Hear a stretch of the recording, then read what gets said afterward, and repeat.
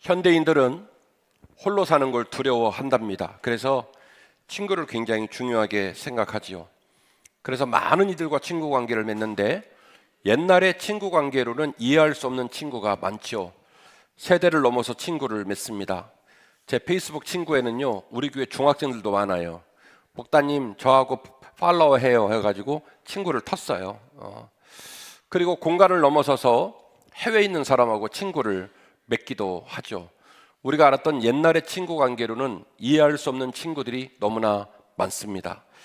제 페이스북 친구는 제가 어제 설교 준비하면서 살펴보니까 약 2,000명 정도 되더라고요. 그리고 제 전화번호부는 제가 공인으로 살다 보니까 제 전화번호부 안에 있는 이름을 알고 연락을 주고받는 친구, 전화번호분에 있는 사람은 2,580명 정도 됩니다.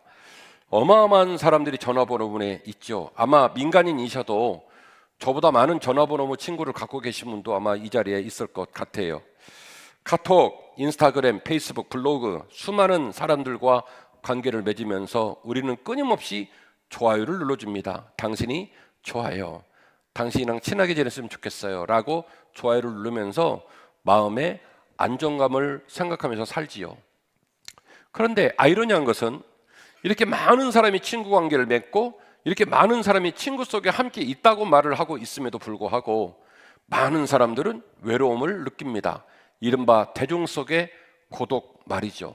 1인 가구가 점점점 많아지고 있고 식당은 전부 다 혼밥을 하는 손님들을 위해서 혼밥 전용 테이블을 마련하고 있는 중입니다. 심지어 술도 원래 저는 술 문화를 잘 모릅니다만 술은 뭐라더라? 대작, 주고받고 뭐 혼자 자작을 하면 안 된다면서요? 상대방이 따라줘야 된다는데 여러분 격하게 고개를 끄덕끄덕거리면 제가 의심합니다. 그러니까 뭐 혼자 자작을 하면 안 되고 대작, 누군가가 같이 먹어주면서 따라줘야 하는 게 예의라고 제가 알고 있는데요. 심지어 술마저도 혼술을 하는 이상한 세상이 왔지요. 그리고 영화관은 혼자 영화 보기를 원하는 사람을 위한 좌석을 따로 마련하는 이상한 세상을 마련하고 있고 점점점 고독사가 많아지고 있습니다.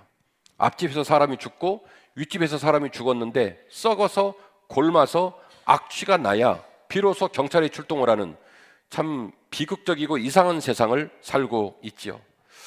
많은 사람들은 우울증과 그리고 우울감들을 치료하기 위해서 심리치료를 받고 병원에 어마어마한 돈을 쏟아붓는 참 어렵고 힘든 나날들을 우리가 보내면서 오늘 예배를 드리고 있습니다. 오늘 설교 제목이 편한 사이에서 깊은 사이로라는 제목인데 2012년 9월 달에 제가 이 주제로 설교를 한 바가 있습니다. 물론 그때 설교의 맥락과 목적도 동일하죠. 편한 사이로부터 어디로 가자고요? 깊은 사이로 가자라고 제안을 하면서 그때 당시 여러분에게 깊은 사이를 판가름하는 기준이 있다고 말씀을 드렸는데 기억을 하시면 멘사 회원일 것 같습니다. 자, 기억이 나실지 모르겠습니다. 깊은 사이를 어떻게 판단할 수 있느냐? 어떤 사람을 6개월 만에 만났습니다. 6개월 만에 만났는데 마치 어제 만난 것처럼 얼굴색 하나 변하지 않고 그리고 어떤 죄스러움이나 어떤 미안함 없이 흔연스럽게 얘기를 주고받고 밥 먹고 그렇게 시간을 보내게 헤어지면 그 사이는 깊은 사이가 아니라 편한 사이입니다. 깊은 사이는요 6개월 만에 그 사람을 만나면 얼굴이 울그락불그락하고 미안하고 죄송하고 그리고 떳떳지 못해서 죄책감을 느끼는 사이, 그 사이가 어떤 사이냐면 깊은 사이예요. 그 사람이 깊어요, 무거워요, 의미가 있어요. 그러니까 지난 6개월 동안 내가 그 사람을 함부로 대하고 너무 무심하게 대한 것에 대한 죄책감이 있고 괴로움이 있으면 그 사람과 나 사이는 무슨 사이냐면 바로 깊은 사이가 되겠습니다. 오늘 설교는 명백한 목표를 갖고 있습니다. 저와 여러분이 하나님과 깊은 관계를 맺었으면 좋겠습니다. 그래서 우리와 하나님 사이를 표현할 때 저는 하나님과 깊은 사이입니다라고 고백하실 때 아멘이 되었으면 좋겠습니다. 그리고 저와 여러분의 사이가, 여러분과 여러분의 사이가 편한 사이가 아니라 깊은 사이였으면 좋겠다라는 열망을 가지고 말씀을 전할 터인데 이 말씀을 듣고 여러분에게 귀한 깨달음이 있고 그래요, 목사님 오늘 이후로 하나님과도 목사님과도 내 이웃과도 편한 사이를 거절하고 깊은 사이로 살아보겠습니다 라는 결단이 우리 모두에게 있기를 간절히 기대해 봅니다. 첫 번째로 말하고 싶은 주제는 이렇습니다. 편한 사이에는요, 신앙적 함정이 있다는 거예요. 오늘 우리가 말씀을 나누고 있기 때문에 신앙적 관점으로 보자는 거예요. 만약에 우리에게 신앙의 노정에 편한 사이가 있다면, 그게 하나님과의 관계이든 사람과의 관계이든, 그 편한 사이에는요 신앙적인 함정이 도사리고 있는데, 그 함정이 뭐냐면 신뢰가 없다는 거예요. 신앙생활이 편한 사이에 함몰되면요, 가장 먼저 무너지는 게 뭐냐면 신뢰가 무너집니다. 내 돈, 내 시간, 내 에너지, 내 우선순위 안에 뭐가 들어있냐면 신뢰가 들어있어요. 여러분, 신뢰하지 않으면 돈 줘요, 못 줘요? 못 주죠. 신뢰하기 때문에 주는 거예요. 내 돈을 준다, 내 시간을 준다, 내 마음을 준다, 내 열정을 준다 라고 하는 이 모든 총체에 뭐가 들어있냐면 신뢰가 들어있는데, 하나님과 우리가 깊은 관계를 맺지 못하면, 깊은 사이를 맺지 못하면 뭐가 깨지냐면 신뢰가 깨져요. 신뢰가 깨지면서 편한 사이에 함몰이 이루어지게 되면 가장 먼저 무너지는 게 뭐가 무너지냐면 신뢰가 와르르 무너집니다. 하나님을 내 삶의 전부를 맡기는, 위탁하는 구원자가 아니라 그분은 뭐가 되냐면 조력자가 돼요. 돈으로 문제가 생겼을 때, 자녀로 문제가 생겼을 때, 직장에 문제가 생겼을 때, 관계에 문제가 생겼을 때, 이 모든 문제를 푸는 키는 나한테 있어요. 하나님을 신뢰하지 않아요. 그래서 하나님, 내가 돈으로 어려움 당하고 있습니다. 직장이 어렵습니다. 삶이 고난 가운데 있습니다. 나를 하나님께서 구원해 주시길 원합니다 라고 고백하지 못하고, 나는 내 이 모든 짐과 소망을 내 스스로 풀고 나가고, 때로 시간이 날 때, 기분이 괜찮을 때 그때 하나님 곁에 서세요 라고 제안을 하니, 하나님은 구원자가 아니라 어디로 전락하냐면 조력자로 전락을 하시더라는 거죠. 이런 편한 사이는 우리 신앙을 끊임없이 세속화시킵니다. 주일이 되면 여전히 예배하고 찬양합니다. 그러나 삶의 결정적인 순간이 닥치면 절대로 하나님과 상의하지 않습니다. 하나님께 의지하지 않습니다. 나는 나의 길을 갈 뿐입니다. 그래서 신앙생활이 점점점 빠르게 세속화되어지더라는 것이죠. 우리가 만약에 하나님과 편한 사이를 맺고 있다고 한다면 우리는 하나님과의 관계가 더 깊은 사이로 들어가지 못했다는 명백한 바로미터를 나타내는 것입니다. 입술로는 주님이라고 부르지만 실제로는 내가 주인 노릇하는 그런 신앙생활 말입니다. 이 신앙생활이 세속으로 함몰돼 버리면 우리는 이른바 컴포트 존에 놓이게 되는데, 아주 안전한 삶을 추구하는 거예요. 차량들 중에 보면은 여러분 앉으신 좌석이나 시트나 그런 데 보면 도로 차에 컴포트 존이라고 써 있는 차가 있어요. 여기는 아주 안전한 지대라는 거예요. 당신이 이 자리에 앉아 있으면 직진도 되고 우회전도 되고 유턴도 되고, 심지어 사고가 나도 이 차는 당신을 지켜줄 것이기 때문에 컴포트 존이다 라고 얘기하는 거예요. 하나님과 우리 사이가 편한 사이가 되면 우리는 우리의 삶의 자리를 어떻게 이해하냐면 컴포트 존, 안전한 자리로 이해합니다. 하나님과 상관없이 직진하고 좌회전하고 우회전하고, 그리고 하나님과 상관없이 내 인생의 꿈을 꿉니다. 그러면서도 말로는 말하기를 나는 하나님을 사랑한다, 나는 하나님을 믿는다, 나와 하나님 사이에 관계가 있다라고 말을 하는데, 자기가 스스로 속인 건지 모르겠습니다만은 그 관계는 어떤 관계냐면 깊은 관계가 아니라, 깊은 사이가 아니라 편한 사이, 편한 관계인 것입니다. 그러므로 우리는 이 편한 사이의 함정인, 우리가 실존 중에 하나님을 온전히 신뢰하지 못하고 의지하지 못하는 그런 신앙적 질병, 신앙적 이 질병 상태에 빠지지 않도록 깨어 우리의 관계가 편한 사이에서 깊은 사이로 들어갈 수 있도록 힘쓰고 애써야 될 줄로 믿습니다. 자, 그렇다면 깊은 사이는 어떤 의미와 어떤 특징이 있기에 제가 여러분에게 신뢰를 무너뜨리는 편한 사이에서 깊은 사이로 나아오라고 말씀을 드릴까요? 깊은 사이만이 진정한 신뢰를 만들기 때문에 그렇습니다. 오직 깊은 사이만이 진정한 신뢰를 만들기 때문에 그렇습니다. 이 사이의 원리를 설명하기 위해서 제가 설교 준비하고 고민하는 중에 떠오른 본문을 여러분에게 소개합니다. 사무엘상 20장에 있는 이야기인데요, 지금 말씀드린 이 주제를 아주 신랄하게 깨달을 수 있는 아주 좋은 샘플이 사무엘상 20장에 나와 있습니다. 사무엘상 20장을 가시면 이런 상황이 벌어집니다. 사울이라는 왕이 다윗을 죽이기 위해 정규군 3,000명을 이끌고 강원도, 충청도, 부산, 목포, 대전, 인천 할 것 없이 전국을 누비고 다니면서 정규군 3,000명을 이끌고 다윗을 죽으러 쫓아다닙니다.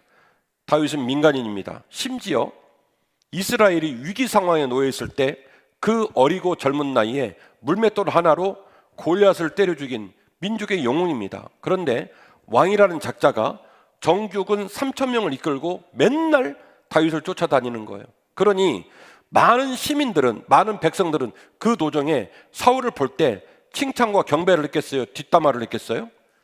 뒷담화를 했겠죠. 왕씩이나 되는 인간이 저러고 다닌단다.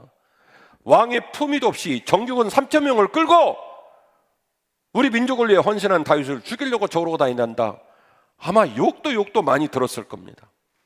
사울 입장으로 가볼까요? 사울은 왜 이랬을까요? 사울은 그런 쌍욕을 먹어가면서 많은 사람의 비난을 들어가면서 굳이 왜 3,000명의 정규군을 끌고 전국을 누비고 다니며 다윗을 죽이려고 했을까요?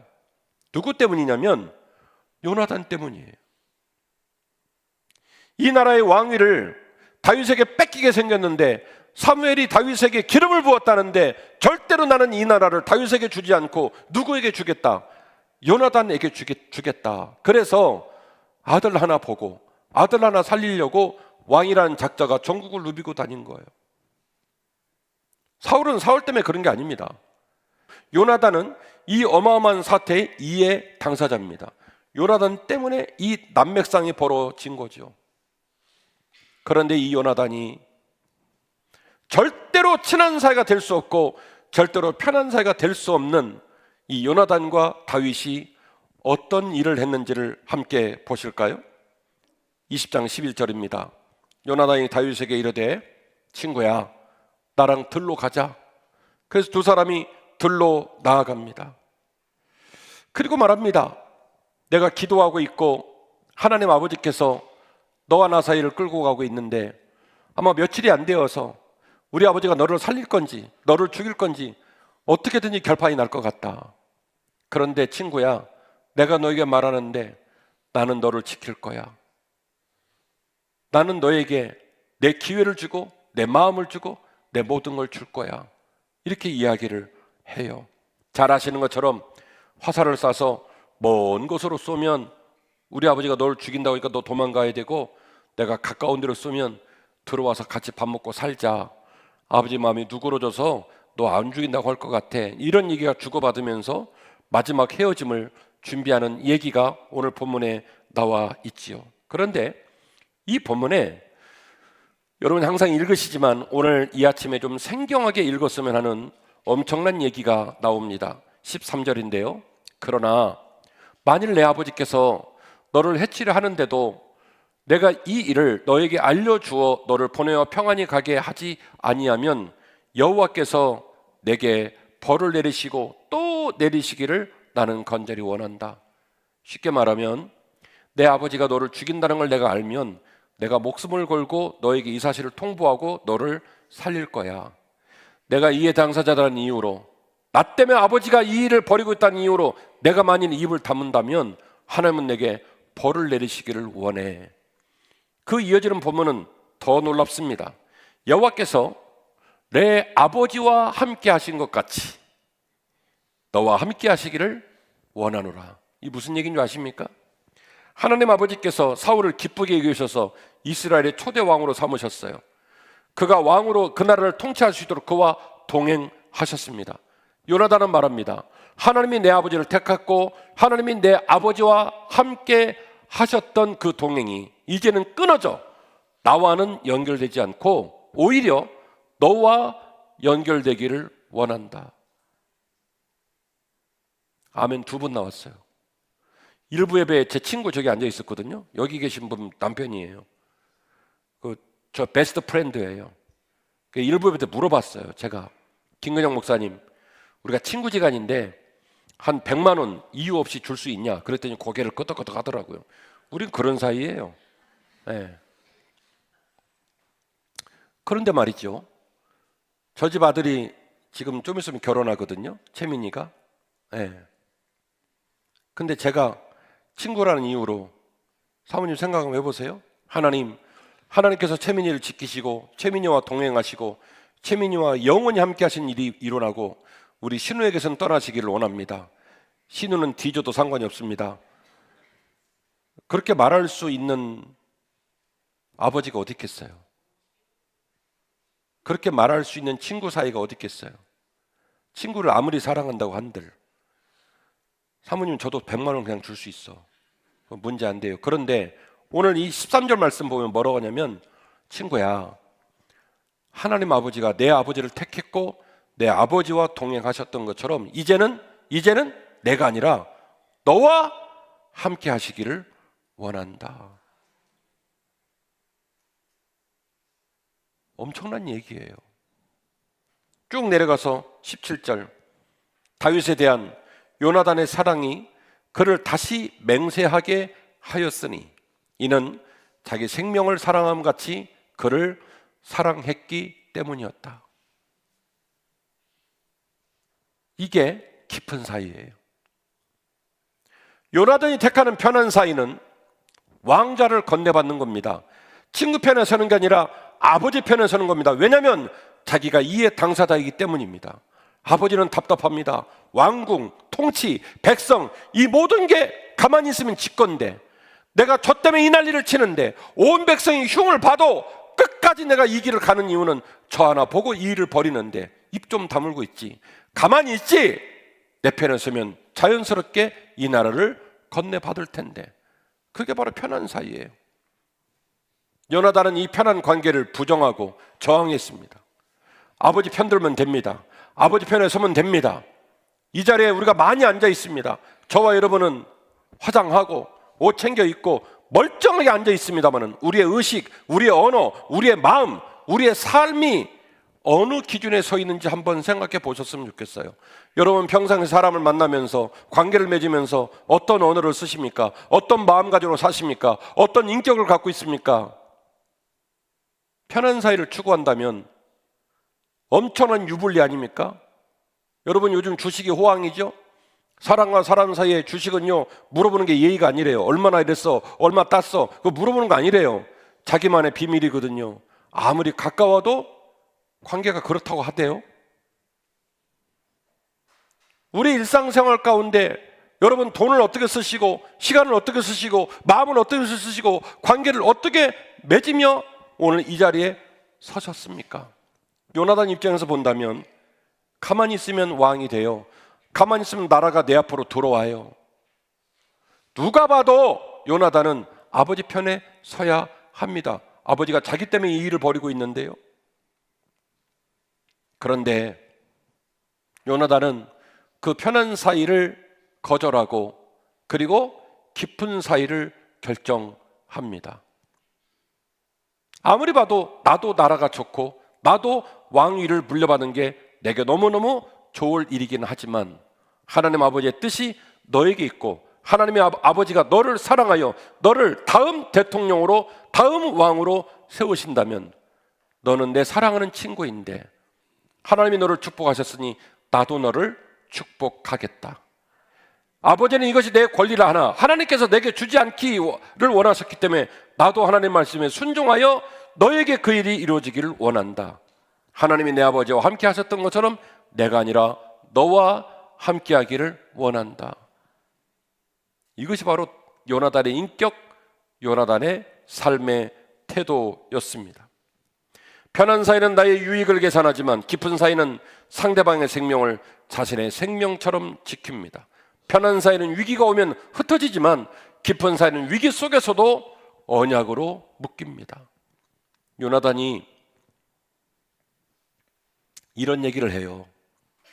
내가 자네와 이런 관계를 맺고 이런 깊은 사이로 언약을 하고 내가 살아있을런지 내가 죽을런지는 모르겠지만 행여 내가 죽었다 할지라도 자네는 내 후손들에게 선대를 베풀어 주기를 원한다라고 언약을 맺어요. 그 두 사람 사이에 오늘 본문에 언약이 생겨요. 나중에 아시는 바와 같이 기브온 전투에서 아버지, 아들 다 죽죠. 그리고 그 엄청난 역사의 경랑 속에서 요나단의 아들이 무비보셋이라는 아들이 있는데 그 아들을 기르는 유모가 아들을 떨어뜨려 가지고 두 발이 장애를 잃게 됩니다. 그래서 이제 장애인으로 살게 되지요. 나중에 다윗이 정권을 물려받고 나라를 세운 후 사울로부터 요나단으로 연결되어지는 유산 모두를 되찾아서 누구에게 주냐면 무비보셋에게 줍니다. 그리고 심지어 자기의 식탁에 누구를 초청하냐면 무비보셋을 초청해서 그 식탁의 일원으로 앉힙니다. 뭘 지킨 거예요? 사무엘상 20장에 죽어간 친구와의 언약을 지킨 거예요. 물어보겠습니다. 요나단하고 다윗하고 편한 사이예요? 깊은 사이예요? 깊은 사이입니다. 환경을 뛰어넘고 이해관계를 뛰어넘고 물질적 유불리를 뛰어넘어 그 사람을 세워주고 그 사람을 아끼고 그 사람을 빛나게 할 줄 아는 마음, 그 마음이 곧 편한 사이가 아니라 깊은 사이의 마음입니다. 마찬가지입니다. 하나님의 관계가 이처럼 깊은 사이가 될 때에 비로소 우리는 사울의 창과 같은 인생의 위기 앞에서 절망만 하는 것이 아니라 하나님을 신뢰하며 믿음의 도약을 감행할 수가 있습니다. 왜요? 하나님을 신뢰. 하나님을 뭐 하기 때문이에요? 하나님을 신뢰하기 때문에. 하나님, 제가 이 유불리 앞에서 환경적 변화 앞에서도 여전히 하나님을 붙듭니다. 하나님을 의지합니다. 하나님께서 나를 구원하실 줄 믿습니다라고 고백할 수 있을 때 그 안에 신뢰가 담겨져 있는 것이고 그 신뢰를 통해 예배하고 그 신뢰를 통해 믿음의 길을 걸어가는 것이 바로 깊은 사이입니다. 그러므로 우리는 하나님과의 관계에서 깊은 사이를 반드시 묵상해 보아야 할 텐데요. 오늘 박병영 목사님이 읽으신 본문의 말씀을 통하여 주님의 또 다른 손내미심을 우리가 바라보게 됩니다. 주님은 우리를 친구로 부르셨어요. 오늘 설교 말씀 제목대로 말씀을 드리면 편안한 사이가 아니라 어떤 사이로요? 깊은 사이로 우리를 부르셨습니다. 편한 사이의 시각으로는요 절대로 하나님을 정확히 볼 수가 없습니다. 고개를 좀 드실래요? 저는 요즘 일종의 슬픔, 일종의 우울감 같은 감정들을 자주 느낍니다. 범죄교회 부임해서 15년이라는 세월이 흘렀습니다. 1년 차, 5년 차, 10년 차 신나게 신앙생활 지도하고 목회 열심히 했습니다. 슬프거나 절망할 겨를이 없었습니다. 어떤 난관과 역경이 있다 할지라도 겁이 나지 않았어요. 왜냐하면 아직 시간의 총량이 덜 찼기 때문에. 눈물을 덜 흘렸구나, 땀을 덜 흘렸구나, 진심을 덜 보였구나 하는 말로 위로를 받으며 열심히 살았습니다. 그렇게 겨울이 15번이 지났어요. 저는 생각해봐요. 저와 여러분의 사이는 깊은 사이일까 아니면 편한 사이일까? 제가 가르친 우리 성도들은 하나님과 깊은 사이를 맺고 있을까 아니면 편한 사이를 맺고 있을까? 주일이 되면 옷을 챙겨 입고 예배를 드리러 갑니다. 화창한 미소로 서로 인사를 하고 찬양대는 찬양을 하고 챔버는 활을 켜고 그리고 하루를 보내다가 집으로 돌아갑니다. 과연 우리의 신앙의 몸무게, 우리의 신앙의 진심에 기품이 있을까? 나는 과연 하나님을 신뢰할까? 우리 성도들은 과연 담임 목사를 신뢰할까? 더 나아가 여러분과 여러분은 어떤 사이를 맺고 있을까 굉장히 궁금해요. 제 입장에서 말씀을 드리면 저는 여러분을 편하게 생각한 적이 한 번도 없습니다. 새벽에 여러분을 위해 기도할 때 여러분 자녀들의 이름이 안 떠오르거나 여러분 배우자 이름이 안 떠오르면 죄스러워요. 부끄러워요. 대갈통을 주먹으로 때려요. 이 똥멍청이야. 그 이름도 기억을 못하냐. 행여나 어느 곳에 가서 너무나 좋은 곳에서 잠을 자고 너무 좋은 음식을 먹으면 그것도 죄스러울 때가 한두 번이 아니에요. 지난 15년간 참 많이 사랑했어요. 지난 15년간 여러분하고 깊은 관계를 맺으려고 굉장히 노력을 많이 했어요. 500~600명이 넘는 사람들이 제가 섬길 사람들이죠. 여러분이 저와 1대1의 관계를 맺고서는 목사님 아직도 못 미치고 한참은 못 미칩니다 말씀하시면 제가 할 말이 없지만, 성도들은 끊임없이 큰 질병에 걸리고 부도가 나고 자녀의 어려움을 겪고, 그래서 그때마다 달려가서 안아주고 집중하는 성도가 끊어지지 않고 제 곁에 있습니다. 나름대로 최선을 다하고 15년의 세월을 지내왔건만 저와 여러분의 사이가 과연 깊은 사이일까, 편한 사이일까, 참 고민이 많아요. 저는 여러분에게 십자가 복음을 가르치고 온전한 신앙을 가르치기 위해 몸부림을 쳤습니다만은, 그러나 그 시간 동안에 드럼 부스를 만들고 조명을 설치하고 카페트를 깔고 에어컨을 다 개보수하고 인생 네컷을 만들고 풋살장을 만들어주면서 각 부서의 민원 사항과 성도들의 편리를 위해 그렇게 노력을 많이 했지만, 그 모든 일들이 백화점이나 휴게실처럼 쓰기 편하고 머물기 편한 공간을 만드는 일에 시간을 더 쏟아붓는 모습으로 잘못 변질되진 않았을까 두려워요. 신앙생활은 에어컨이 빵빵하게 나오는 게 신앙생활이 아니에요. 신앙생활은 할렐루야 찬양대 오늘 찬양 잘해주셔서 너무 저에게 감동을 줬지만, 그 찬양이 아름다우면 아름다울수록 설교가 뜨겁고 예배가 살아나야 그 찬양이 의미가 있는 것이죠. 여러분들이 오늘 공연하려고 여기 온 건 아니란 말이죠. 우리 성도들은 과연 하나님과 편한 사이를 맺고 있을까, 깊은 사이를 맺고 있을까 굉장히 궁금해요.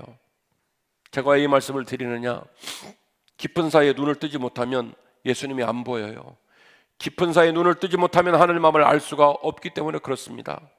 왜냐하면 하나님은 한 번도 편한 사이로 우리와 관계를 맺으신 적이 없고 편한 사이로 다가오신 적이 한 번도 없기 때문에 그렇습니다. 무전을 주고받아 상대방이 시그널 레벨치가 아무리 높아서 천둥벼락에 쳐도 주파수 맞지 않으면 그 사람 말은 들리지 않습니다. 연속극을 봐도 채널을 못 맞추면 우리는 그 연속극을 볼 수가 없습니다. 하나님은 우리를 편한 사이의 주파수로 대화를 걸으신 적이 없어요. 하나님은 항상 우리를 깊은 사이를 상정하고 깊은 사이의 통로를 따라 깊은 사이의 주파수를 가지고 말을 걸어주셨기 때문에 깊은 사이의 눈을 뜨지 않으면 하나님의 주파수가 들리거나 보이지 않습니다. 12절에 이런 말씀이 써 있죠. 내 계명은 곧 내가 너희를 사랑한 것 같이 너희도 서로 사랑하라는 이것이니라. 사람의 친구를 위하여 자기 목숨을 버리면 이보다 더 큰 사랑이 없다. 2025년 역사의 기점으로 따지면 친구라는 말은 참 흔한 말입니다. 웬만하면 친구란 말을 쓰지요.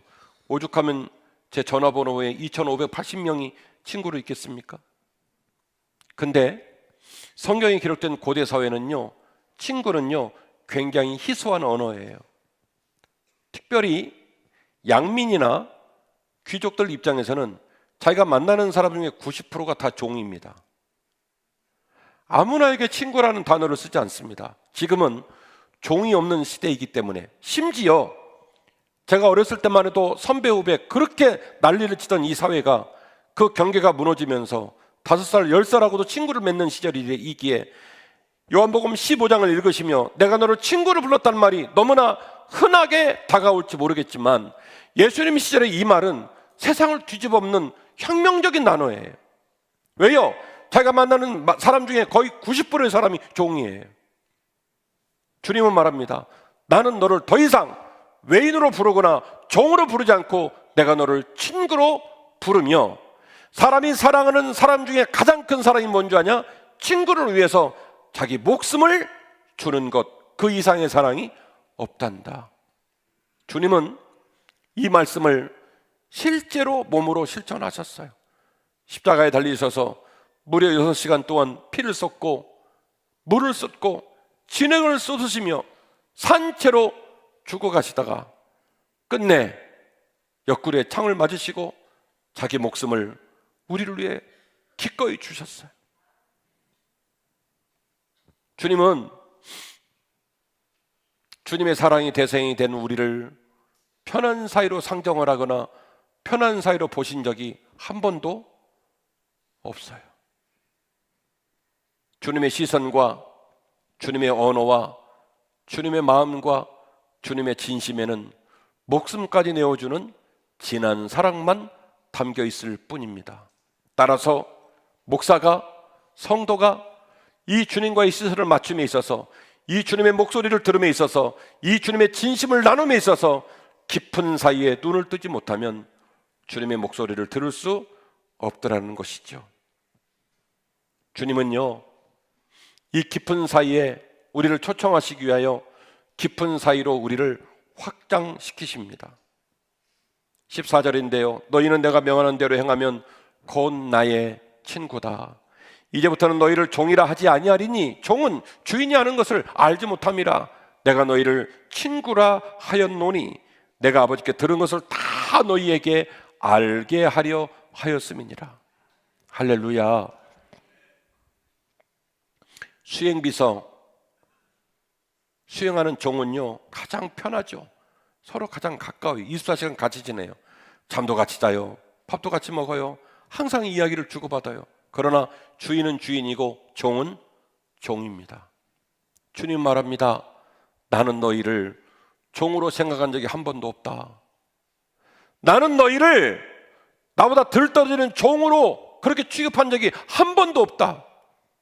나는 너희를 내 친구로 생각하여 내 아버지께 들은 모든 것을 너희에게 알려주고 내가 하는 모든 것을 너희에게 알려주어 내가 걸어가는 생명의 길을 너희도 걷게 하기 위하여 지금까지 너희를 사랑했다.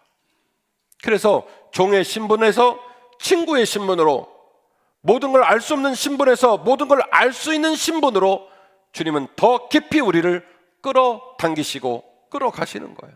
나와 함께 그곳에 들어가지 않겠느냐. 그래서 편한 사이가 아니라 깊은 사이로 우리를 초청하시더라는 것이죠.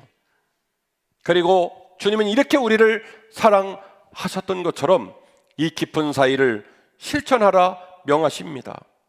내가 너희를 택한 것이 아니요 내가 너희를 택하여 세웠나니 이는 너희를 가서 열매를 맺게 하고 또 너희 열매가 항상 있게 하여 내 이름으로 아버지께 무엇을 구하든지 다 받게 하려 함이라.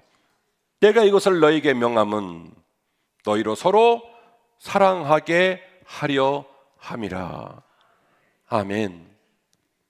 서로 사랑하라, 이 말을 오늘 본문의 말씀의 맥락을 가지고 설명해 드린다면 깊은 사이를 맺으라는 거예요. 너희가 편한 사이가 되지 말고 깊은 사이가 되라는 거예요. 서로 사랑하라, 이 말은 앞에 나오는 말씀의 맥락을 우리가 선행하는 말씀의 맥락의 메시지를 수렴한다면 내가 너희를 위해 진짜 친구가 되고 종인 너희를 친구의 신분으로 삼아 너희 때문에 내가 내 목숨을 줄 정도로 사랑했으니 이와 같이 서로 사랑하라는 거예요. 내가 너희와 깊은 관계를 맺었던 것처럼 너희도 무슨 관계를 맺으라는 겁니까? 깊은 관계를 맺으라는 거예요. 깊은 관계는 환경의 영향을 받지 않습니다. 깊은 관계는 환경을 뚫고 나갑니다. 부부 사이는요 편한 사이가 되면 평생을 완주할 수 없어요. 깊은 사이가 아니라면 깊은 사이를 만들어 가야만이 완주가 됩니다. 부모와 자식 사이가 편한 사이가 아니라 깊은 사이인 이유는 그 안에 생명의 증거인 피가 흘러가고 있기 때문에 그렇습니다.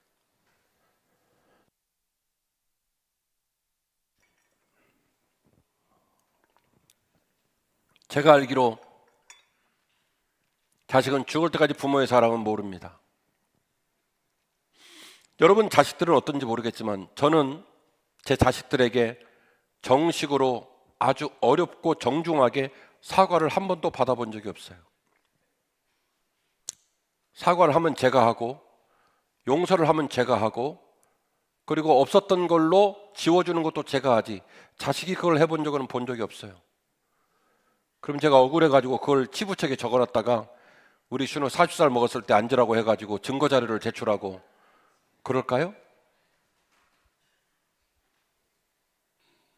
이 세상에 어떤 사람이 다른 사람과 그런 관계를 맺습니까? 직장에서 그렇게 관계를 맺고 바이어하고 사업을 주고받으면 그렇게 관계를 맺으면 그 사업 되겠습니까? 아닐걸요? 대가를 치러야죠. 그런데 부모와 자녀는 왜 그러고 살까요? 편한 사이가 아니라 깊은 사이라 그래요. 하나님과 여러분 사이가 편한 사이가 아니라 깊은 사이가 되셨으면 진짜로 좋겠어요. 좀 더워도, 좀 추워도, 돈이 많아도, 가난해도 하나님, 제가 하나님 더 사랑할게요. 그랬으면 좋겠어요. 이승택이가 한 달 정도 지나면 미국으로 건너갑니다. 제가 전화해서 승태가 목사님이 너 뭐 사주면 좋겠냐. 근데 이놈 하는 말이 목사님 그동안 주신 걸로도 저는 민망할 정도예요. 사실은 제가 뭐 드리고 가고 싶어서 제가 준비하고 있어요. 그래서 제가 그랬어요. 가슴이 뛴다. 제가 그런 말을 주고받으면서 생각해 봤어요. 아, 저 친구가 저 사이는 인연은 편한 사이가 아니라 깊은 사이 어딘가로 들어가고 있구나라는 느낌을 받아요. 깊은 사이에는요, 마음이 들어갑니다. 깊은 사이에는 희생이 들어가고요. 깊은 사이에는 뭐가 섞이냐면 돈이 섞여요.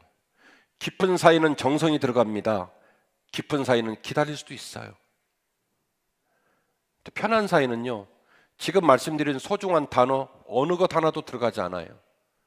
그저 편할 뿐이에요. 만나면 깔깔깔 웃고 온화한 미소 속에 적당하게 관계를 맺고 때 되면 헤어지면 그만인 거예요. 더 이상의 어떤 의미도 없어요. 그 안에 돈이 들어가고 그 안에 눈물이 들어가고 그 안에 희생이 들어가고 그 안에 시간이 녹여져 들어가면 그 관계는 무슨 사이냐면 편한 사이가 아니라 깊은 사이가 되는 겁니다. 진심 하나만으로 15년 목회를 했고 앞으로 15년 목회를 더 할 나머지 목회를 고민하면서 요즘 연말을 보냅니다. 세월이 참 무심하더라고요. 처음 만났을 때 고등학생 이제 대학교 20살 정도 됐던 애들이 시집장가 가갖고 제 앞에서 어른인 척해요. 금세 세월이 가서 아기를 낳고요. 그리고 제가 그렇게 사랑했던 분들은 15살을 더 잡수셔서 요즘 난리도 아니에요. 지금 휠체어를 4개나 사놨어요. 다음 주에는 더 뒷줄 다 빼고 그리고 휠체어 다 설치해서 어르신들 거기 앉으셔서 예배 드릴 수 있도록 팀도 뽑고 하려고 준비 중에 있어요. 세월이 금쪽 같고 이 세상에서 천년만년 살 것 같은데 달하는 화살처럼 인생이 우리 곁을 지나갑니다. 어떤 깊은 사이를 하나님과 맺지 못한 채로 어떤 깊은 사이를 주 안에 맺지 못한 채로 돈 벌고 자식 키우고 사업하다가 30대가 날아가고 40대가 날아가고 이렇게 60, 70을 먹어가면서 언젠가 때가 되면 주님 품으로 가겠지요. 얼마나 큰 영달을 볼지 얼마나 큰 영광을 볼지 모르겠으나 앞만 봐도 뭔가 좀 많이 잘못 살고 있는 것 같아요. 그렇게 아무것도 안 보고 돈을 벌면 얼마나 돈을 많이 벌 수 있을까? 그렇게 즐거운 삶을 추구하면 우리는 이 세상에서 얼마나 속이 후련할 정도로 즐거울까 싶습니다만 인생은 어제와 오늘이 비슷하고 아마 오늘과 내일이 비슷할 거라고 생각이 되어집니다. 사람은 짐승처럼 살아서는 안 됩니다. 여러분과 여러분의 사이가 여러분과 저의 사이가 마지막으로 저와 여러분이 하나님과 맺고 있는 사이가 제발 편한 사이가 되지 않기를 원합니다. 말씀의 결론입니다. 하나님 앞에서도 사람 앞에서도 깊은 사이가 필요한 줄로 믿습니다. 잘 아시는 것처럼 다니엘이 사자굴에서 사자들에게 잡혀먹을 순간에도 하나님께 마지막까지 기도했죠. 어떻게 그럴 수 있었습니까? 다니엘과 하나님 사이가 깊은 사이였기 때문에 환경을 뚫고 나가는 거예요. 사드락, 메삭, 아벳느고가 7배나 달군 풀무불을 썼죠. 풀무불을 보고 느부갓네살 왕이 쫄려가지고 막 부탁을 합니다. 너희처럼 반짝반짝 빛나는 아름다운 리더가 이 젊은 나이에 죽어서 되겠느냐? 하나님 한 번만 부인해라. 그때 이 세 사람이 뭐라고 그래요? 그 유명한 그리 아니하실지라도 7배나 뜨거운 풀무불에 들어가 우리 뼈가 타고 살이 따고 죽어서 사라지는 한이 있다 할지라도 우리는 여호와를 배신하지 않습니다. 하나님과 무슨 사이예요? 종교인이 아니라, 편한 사이가 아니라 무슨 사이예요? 하나님과 깊은 사이예요. 환경을 뚫고 나가는 거예요. 하나님과의 깊은 사이가 회복될 때 비로소 우리는 사람과의 관계에서도 진정한 깊은 사이를 맺어 나갈 수가 있습니다.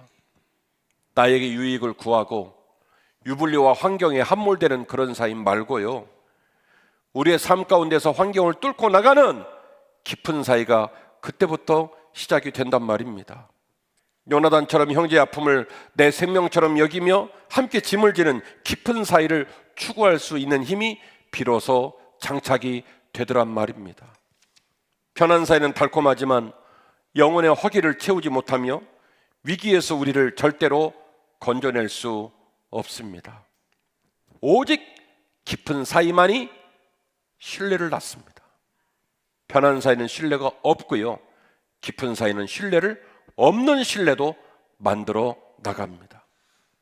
그리고 그 신뢰가 있을 때 비로소 우리는 영적으로 도약할 수 있습니다.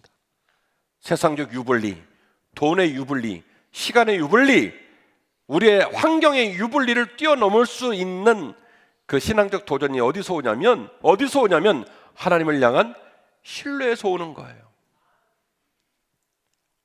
하나님과 우리의 사이가 과연 편한 사이인지 아니면 깊은 사이인지 곰곰이 돌아보시고, 또 저와 여러분의 사이와 여러분과 여러분의 사이가 과연 편한 사이인지 깊은 사이인지를 곰곰이 돌아보셨으면 좋겠어요.